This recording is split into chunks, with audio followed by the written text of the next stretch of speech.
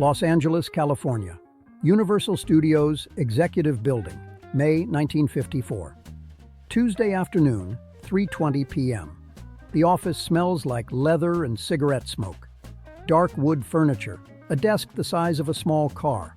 Behind it sits Arthur Lubin, one of Universal's contract directors, mid-50s. Gray hair slicked back, expensive suit.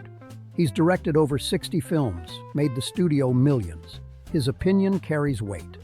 Across from him sits a young man, 24 years old, 6'4", broad shoulders, dark blonde hair that's slightly too long by 1954 standards. It touches his collar in the back, falls across his forehead in front. Not wild, not rebellious, just longer than the clean-cut standard that dominates Hollywood. His name is Clint Eastwood, Jr. He's been under contract at Universal for 3 weeks, makes $75 per week, does whatever they tell him to do, acts in screen tests, reads lines for other actors' auditions, waits for his chance. This meeting is that chance. Lubin is casting a small role in a film, a period piece set in the 1890s. The role requires maybe 3 minutes of screen time, a few lines.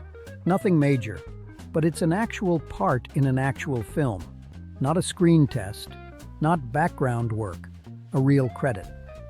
Lubin looks at Clint, studies him, not his face, his hair.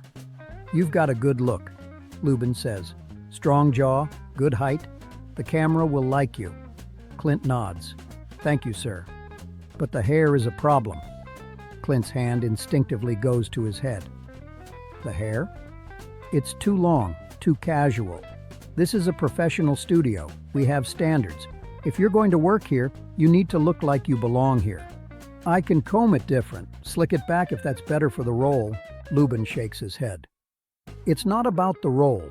It's about the studio, about the image we present.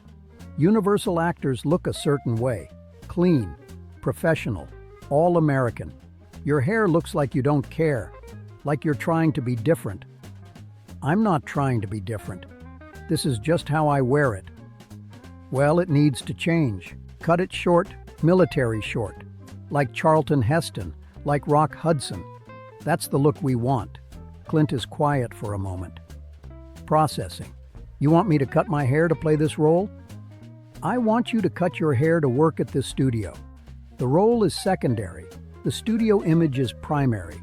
We're building stars here. Stars look a certain way. They present a certain image, refinement, class, discipline.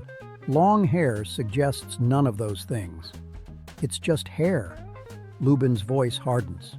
"Nothing is just anything in this business. Hair, clothes, posture, speech, everything communicates. Everything is part of the package we're selling. And right now, your hair is communicating that you're not serious, that you're not professional, that you're not universal material." He leans back in his chair, taps his fingers on the desk. "This isn't a request, son. It's a requirement. You want to work here? You want this role? You want any role at this studio? Cut your hair. Today. There's a barber on the lot. Tell him Arthur Lubin sent you. Tell him to give you the standard studio cut." Clint looks at him. Doesn't speak immediately, just thinks. This is the moment every young actor faces. The moment when the system asks for conformity. When the gatekeepers demand you change something fundamental about yourself to fit their mold. Most actors say yes. Most actors go to the barber, get the standard cut, blend in, follow the rules. Because that's how you survive in Hollywood. That's how you get roles. That's how you build a career. But something in Clint resists. Not rebellion for rebellion's sake. Just a quiet understanding that if he starts changing himself now, he'll never stop. First the hair, then the clothes, then the way he talks, then the way he acts, until there's nothing left of who he actually is. Just a product, a package, a commodity shaped by other people's requirements. "What if I don't?" Clint asks. Lubin blinks. "Excuse me? What if I don't cut my hair?" "Then you don't get the role. This role or any role." Lubin's face hardens. "Son, I'm trying to help you. I'm trying to give you a career. But you need to understand how this works. Studios have rules. If you can't follow simple rules, you won't last. You'll be gone in 6 months. Maybe, but it's my hair. It's part of who I am. Who you are doesn't matter. What matters is who we can make you.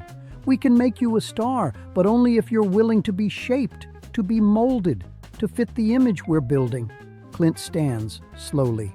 I appreciate the opportunity, sir, but I'm not cutting my hair. Lubin stares at him, genuinely shocked. In his 30 years in Hollywood, he's never had a contract player refuse a direct order, especially not a nobody, a kid 3 weeks into a 75 per week contract. You understand what you're doing? You're throwing away your career over a haircut? I'm keeping my hair. If that costs me the career, then I guess I didn't have much of a career to begin with. You're making a huge mistake, maybe, but it's my mistake to make. Clint walks to the door. Lubin's voice stops him. You won't work at Universal again, I'll make sure of it. Clint turns, looks him. That's your choice, sir.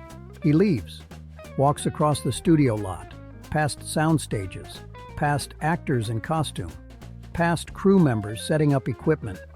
He goes to his car, a beat-up 1949 Ford, gets in, sits, doesn't start the engine, just sits, thinking about what just happened. He just refused a direct order from a powerful director, just walked away from a role, just guaranteed he won't get another chance at Universal, over hair, over something most people would consider trivial. But to Clint, it's not trivial. It's principle. It's the line between bending and breaking. It's knowing that if you compromise yourself for a small role, you'll compromise yourself for everything else. And he'd rather fail as himself than succeed as someone else's version of him. 3 days later, Universal terminates his contract.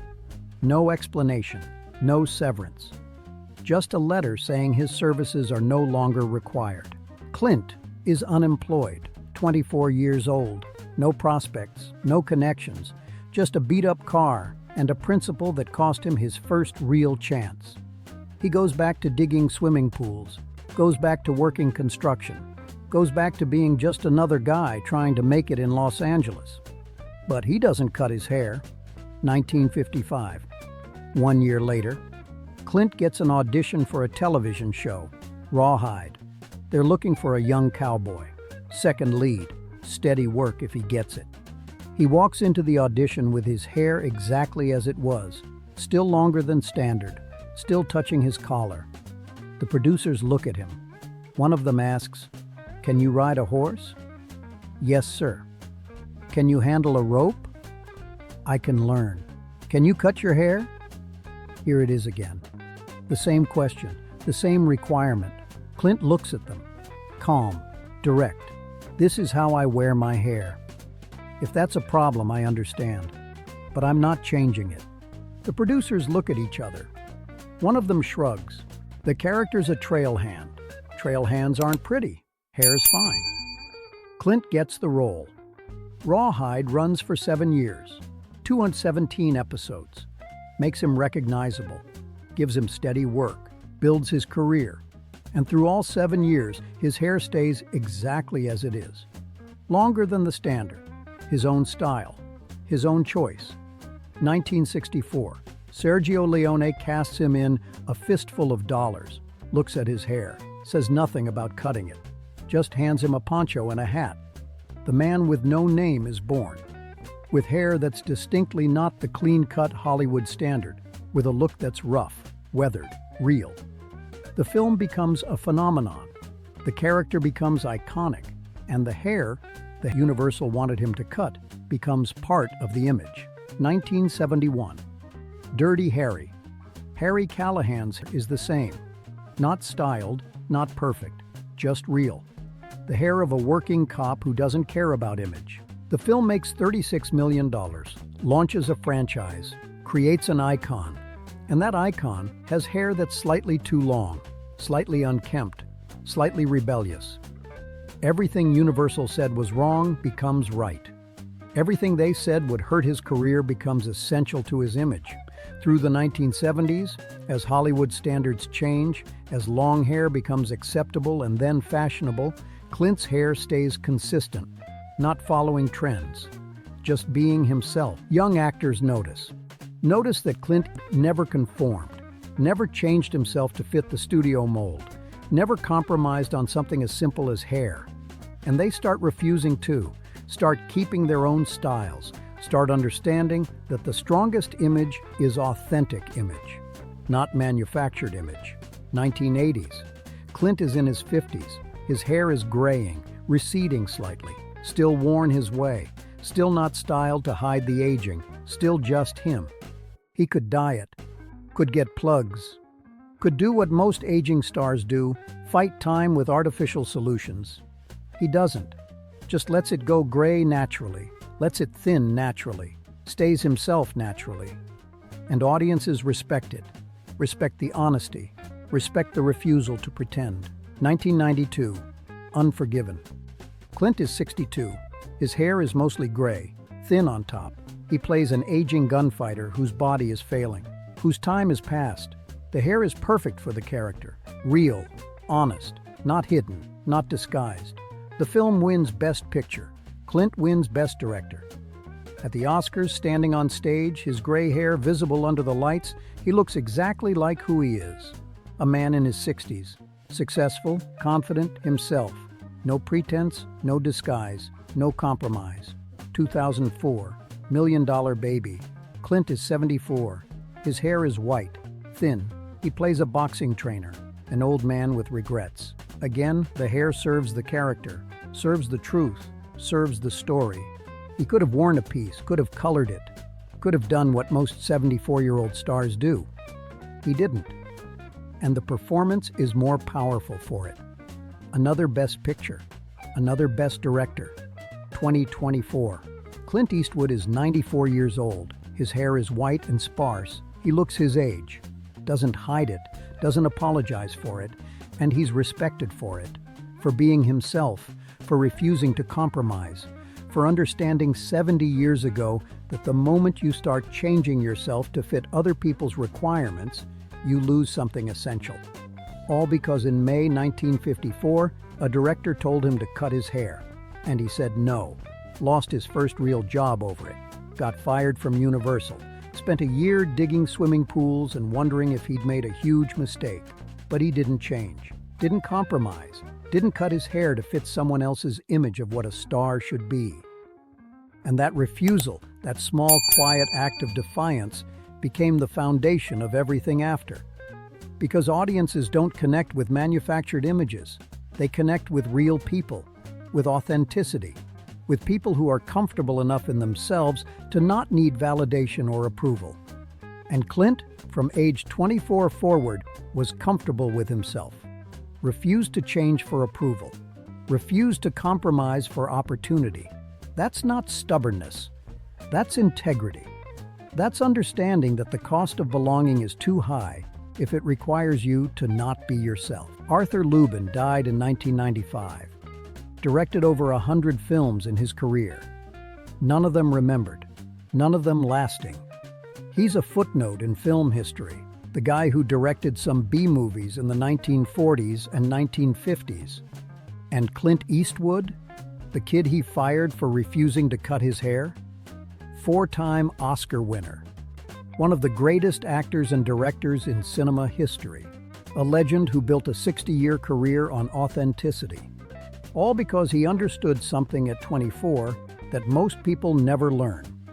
The moment you change yourself to fit someone else's mold, you lose the only thing that makes you valuable, being yourself. The hair wasn't the point. The hair was just the test. The real question was, are you willing to compromise who you are for opportunity? Most actors say yes. Most actors change. Most actors become whatever the studio wants them to be, and most actors are forgotten. Clint said no, and became unforgettable. Not because his hair was special, because his refusal to compromise was special, because authenticity is rare, because integrity is valuable, because being yourself in an industry designed to reshape everyone is revolutionary. That's the lesson from May 1954. From Arthur Lubin's office. From a young actor being told to cut his hair. Some things aren't worth compromising. Some lines shouldn't be crossed. Some parts of yourself shouldn't be negotiated away.